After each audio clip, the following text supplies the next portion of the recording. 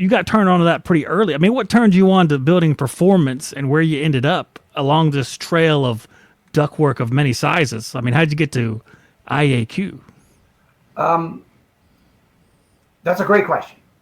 Let me see if I can give you the elevator version, and I'll That's save why they the. pay me so much money. So, as I was, stacking these blocks of knowledge, and I started getting into training early on, and that was just the light bulbs. And I can't emphasize for all the audience out there, training is like key. Knowledge is power. So I started getting into training. I had a gentleman take me under his wing. He was a super proctor for BPI, and I trained the trainer, and he was actually helping write standards. And he saw some potential in me, and I was taking NATE classes. I've taken every NATE class imaginable, known to man. And he's like, John, you know what? You should probably get involved with NCI. That's like the next step. And so I did. And he's like, John, you know what? I'm going to go fix some houses. Come with me. And so I went with him, and we started diving into that building science, building performance. And, so then I got BPI certified, which was very, very entry level compared to what I was already learning from these other guys hands-on, and just fascinating stuff. And so then I had some opportunities to get involved with IAQ. I had and along with training, I want to put a really big explanation point on mentors and mentees, either being a mentor or being mentored. And so I had some wonderful mentors, like my buddy Scott Johnson, that says, hey, John, come on, let's go fix houses. Man, that people like them change trajectories of your career easily. Because I don't know where I'd be today. If someone didn't see some potential, say, hey, John, put his arm around me, say, hey, let's go do this. And then I got involved with NCI, and it's like, hey, you mean I can measure this stuff? And then I come up with the phrase, it's kind of like theirs, but I say, if you don't test, it's just a guess, right? And so it's like, man, I could put numbers to all this stuff, and it was fascinating. And then I started to dovetail HVAC and building science together, and it's like, oh my goodness! And then the trifecta, which is what I'm going to be speaking on at the symposium in Florida, is IAQ / environmental, because it's not just air quality. We are changing environments.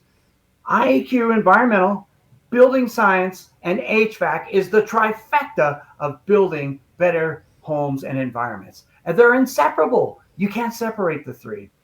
And so I had another mentor. His name was Gene Sperling, and he was a respiratory pharmacist by trade. And then he got into indoor environmental, and he got into building science. And he's like, John, let's go fix houses. And we started working with clients that were severely compromised. Like in that clip, Arden, who's in Minnesota, she's practically a bubble girl. And, I met her when she's 5 years old. And you know what? She's in college now. And I'm still friends with her and her family. And last time we were in Minnesota, we were coming through Wisconsin, Madison, and went to her college, had dinner, saw her dorm room, and hung out with her. So not only are you helping people, but there's long-lasting relationships that are built as well. So Gene's like, yeah, you know what? He's a pharmacologist. He talks doctor talk. And so we'd go help people that were compromised. And what was cool is he would go into people's homes and they'd bring out all their medication. He knew exactly what they were. He knew exactly what they were supposed to be treating, which medications could be taken with others, which couldn't. And then that was amazing, because it really gave us direction to go as we're trying to fix houses. And then that was amazing. And from that, we had a relationship with UCLA Medical Center, USC Medical Center, and I know those are big rivals there. LA Children's Hospital, and several prominent immunologists, oncologists, and asthma people in and around the greater Los Angeles and Beverly Hills area. And because of Gene, they started prescribing our services to their clients.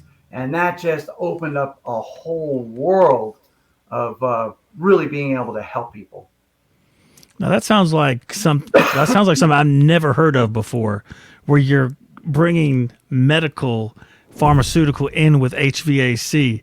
I've never heard of that happening, and I'm guessing that's why you've reached success that you have, because it's sort of like a perfect storm for launching this sort of trajectory right here and understanding of what's going on in any particular instance, like the little girl that you helped kind of solve her issues. But having somebody that is knowledgeable on medication and access to all those different places, I mean, is that something that only you can achieve, or can some other HVAC company possibly recreate that somehow? I've been asked that many times by many people, and it's like, John, is this scalable? I'm like, well, it is, but I look back on my career and see how certain people were put in my life that enabled me to do what I do.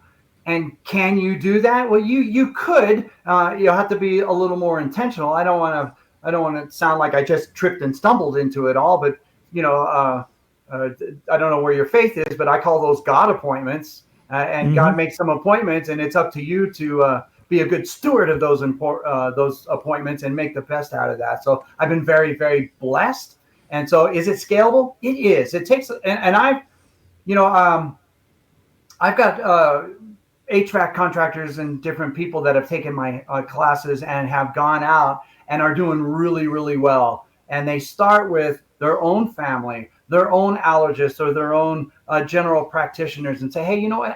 Here's some things I'm doing, and it seems to be working, and it's more on the holistic approach, and we're going in and getting to the root cause of people's home environments and why they're having the kind of reactions they are at home, whether we're on the synthetic side or the organic side, meaning chemicals or organic compounds like molds and spores and different bacterias. And they're having success too.